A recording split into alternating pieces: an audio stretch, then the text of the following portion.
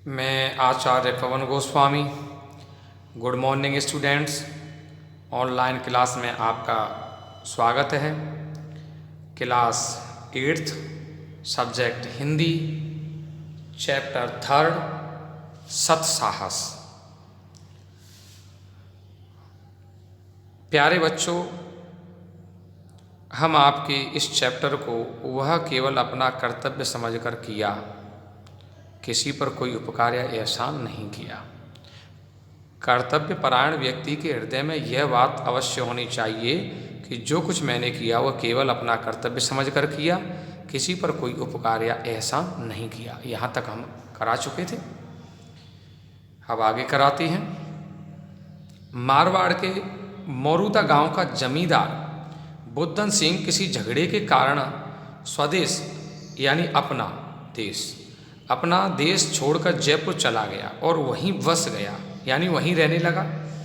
थोड़े ही दिनों बाद मराठों ने मारवाड़ पर आक्रमण कर दिया।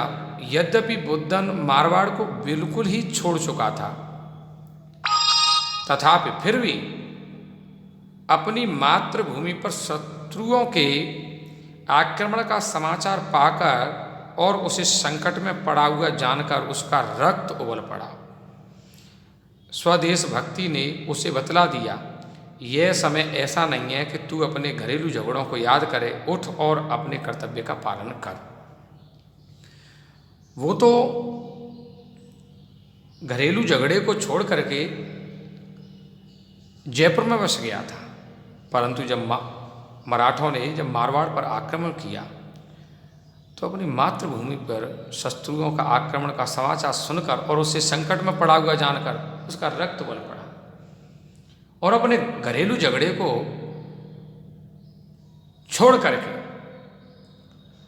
और उसने यानी कर्तव्य को ज्यादा महत्व दिया।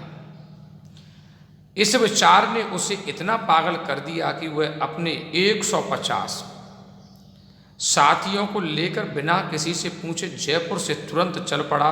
देश भर में मराठे फैले हुए थे, उनके बीच में से होकर निकल जाना कठिन काम था, परंतु बुद्धन के साहस के सामने उस कठिनता को मस्तक झुकाना पड़ा। एक दिन अपने मुट्ठी भर साथियों को लिए हुए मराठों के बीच से होकर निकल ही गया। इस तरह निकल जाने से उसके बहुत से साथी रणक्षेत्र रूपी अग्निकुंड में आहूत हो गए। रणक्षेत्र रूपी अग्निकुंड में यानी आहुति दे दी उन्होंने। रणक्षेत्र युद्ध क्षेत्र रूपी अग्निकुंड में आहुति दे दी। जीवित बचे हुओं में बुद्धन सिंह भी था। उस समय वह समय पर अपने देश और अपने राजा की सेवा के लिए पहुंच गया। हा, इस घटना को हुए बहुत दिन हो गए, परंतु आज तक वीर जाति राजपूत अपने कर्तव्य परायण वीर बुद्धन की वीरता को सम्मान पूर्वक याद करते हैं। राजपूत महिलाएं आज भी बुद्धन और उसके वीर साथियों की वीरता के भी गीत गाती हैं। मौरूदा में आज भी एक स्तंभ उन वीरों की याद में खड़ा हुआ है। इतिहास को जानने वालों के हृदय को उत्साहित करता है।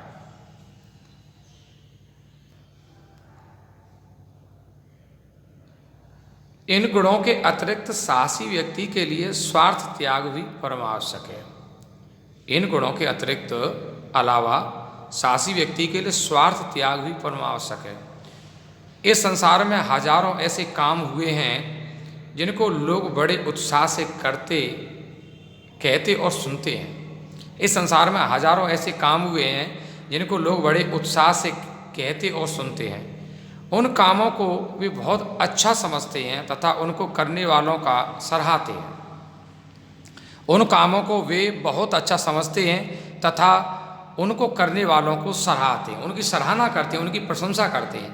परंतु उन कामों में थोड़े से ही ऐसे हैं जो स्वार्थ से खाली हों। परंतु उन कामों में थोड़े से ही ऐसे हैं जो स्वार्थ से खाली हों। समय पड़ने पर अपनी जान पर खेल जाने अथवा असामान्य यानी असाधारण साहस प्रकट करने में सदैव आत्मोत्सर्ग नहीं होता, क्योंकि बहुधा ऐसे करने वाले यश के लोभ से अपने नाम को कलंकित होने से बचाने के इरादे अथवा लूटमार के द्वारा धनोपार्जन करने की इच्छा से ऐसे मदान्ध हो जाया करते हैं कि वे अपने मतलब के लिए कठिन काम करने से में भी संकोच नहीं करते। देखिए, इन लाइनों को आप विशेष तरह से समझिए।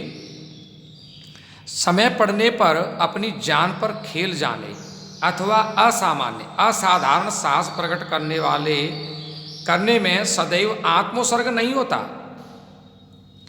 क्योंकि बहुधा ऐसा करने वाले यश के लोभ से अपने नाम को कलंकित होने से बचाने के इरादे अथवा लूटमार के द्वारा धनोपार्जन यानी धन को इकट्ठा करने की इच्छा से ऐसे मद में अंधे हो जाया करते हैं कि वे अपने मतलब के लिए कठिन काम करने में भी संकोच नहीं करते।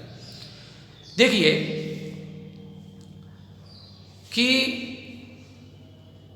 प्रत्येक व्यक्ति को स्वार्थ का त्याग करना चाहिए। हजारों ऐसे काम हुए हैं संसार में कि लोग उनको यानी बड़े उत्साह से कहते हैं और सुनते भी हैं, और ऐसे जो कार्य कर गए हैं संसार उनकी प्रशंसा करता है। लेकिन स्वार्थ रहित जो लोग होते हैं वो बहुत ही कम होते हैं।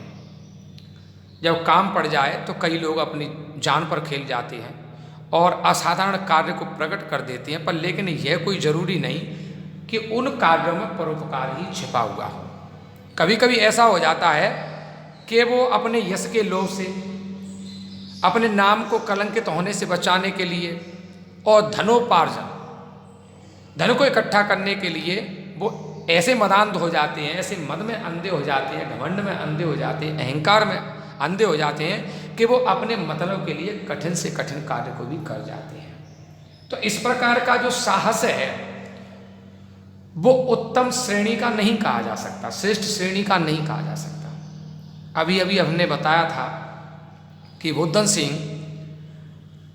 अपने देश पे आए हुए संकट को देख करके और जयपुर से रवाना हो गया था। ये श्रेष्ठ साहस है, उच्च श्रेणी का साहस है। ये सत साहस के अंतर्गत आता है। सत्साहसी व्यक्ति में एक गुप्त शक्ति रहती है, छिपी हुई शक्ति रहती है। सत्साहसी व्यक्ति में एक गुप्त शक्ति रहती है जिसके बल से वह दूसरे मनुष्यों को दुख से बचाने के लिए अपने प्राण तक देने को प्रस्तुत हो जाता है। साहसी व्यक्ति में एक गुप्त शक्ति रहती है जिसके बल से वह दूसरे मनुष्यों को दुख से बचाने के लिए अपने प्राण तक देने को प्रस्तुत हो जाता है। इसे ही सत्साहस कैसे कहते हैं। यही श्रेष्ठ सत्साहस है, यही उच्च साहस है। इसे हम कर्तव्य परायण भी कह सकते हैं, धर्म परायण भी कह सकते हैं, परोपकार परायण कह सकते हैं।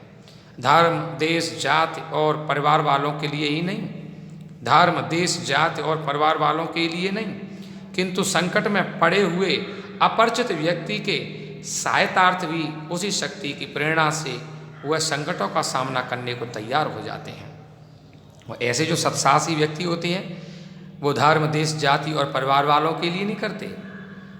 किसी अपरिचित व्यक्ति को भी संकट में देखते हैं तो उसकी सहायता के लिए उसी शक्ति की प्रेरणा से वो संकटों का सामना करते हैं, संकट के लिए तैयार हो जाते हैं। अपने प्राणों की वे लेस मात्र भी परवाह नहीं करते हैं, तनिक भी परवाह नहीं करते हैं। वे हर प्रकार के क्लेशों को प्रसन्नतापूर्वक सहता है।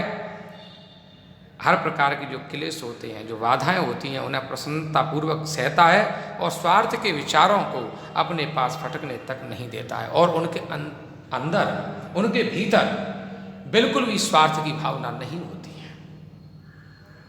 मैं कहूँ तो एक श्लोक याद आ रहा है कि अयम निज परोवेति गणना लघुचेत सामुदार चरता नाम तु वसुधैव कुटुंबकम। ऐसे उदार चरित्र वाले लोगों के लिए सारा संसार कुटुंब के समान होता है।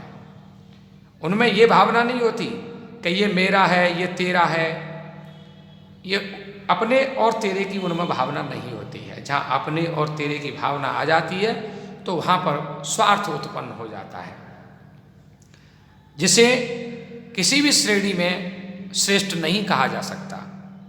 सत्साहस के लिए अवसर की राह देखने की आवश्यकता नहीं है। सत्साहस के लिए अवसर की राह देखने की आवश्यकता नहीं है, क्योंकि सत्साहस, अच्छा साहस दिखाने का अवसर प्रत्येक मनुष्य के जीवन में पल पल आया करता है। अच्छा साहस दिखाने का अवसर प्रत्येक मनुष्य के जीवन में पल पल आता है, क्षण क्षण आता है। हमें देश, काल और कर्तव्य का विचार करना चाहिए। हमें देश, समय और कर्तव्य का विचार करना चाहिए और स्वार्थ रहित होकर साहस न छोड़ते हुए कर्तव्य परायण बनने का प्रयास करना चाहिए। हमें स्वार्थ रहित होकर के और हमें कर्तव्य परायण बनने का हमेशा प्रयास करना चाहिए कि हमारा क्या कर्तव्य है, हमें क्या करना चाहिए और क्या नहीं करना चाहिए। और ऐसा कर्तव्य परायण जो स्वार्थ से रहित होता है वो सत्साहस की श्रेणी में आता है और इसे ही श्रेष्ठ साहस कहा जा सकता है। तो प्यारे बच्चों, हमें इस चैप्टर से यह सीख मिलती है कि हमें समाज के लिए कुछ न कुछ अच्छा करना चाहिए, अच्छे कार्य करने चाहिए और संसार का कोई भी कार्य बिना साहस के नहीं होता। संसार में यदि हम कुछ अच्छा करना चाहते हैं तो साहस करना पड़ेगा। संसार में कोई भी कार्य बिना साहस के नहीं होता है और अच्छे कार्य के लिए हमें तैयार रहना चाहिए। समाज में हम क्या अच्छा कर सकते हैं उसके लिए हमें तैयार रहना चाहिए और वो भी हमें स्वार्थ रहित होकर के तैयार रहना चाहिए। प्यारे बच्चों, आपका ये चैप्टर समाप्त होता है। अब हम अगले राउंड में इस चैप्टर की एक्सरसाइज कराएंगे। तब तक के लिए जय सीताराम।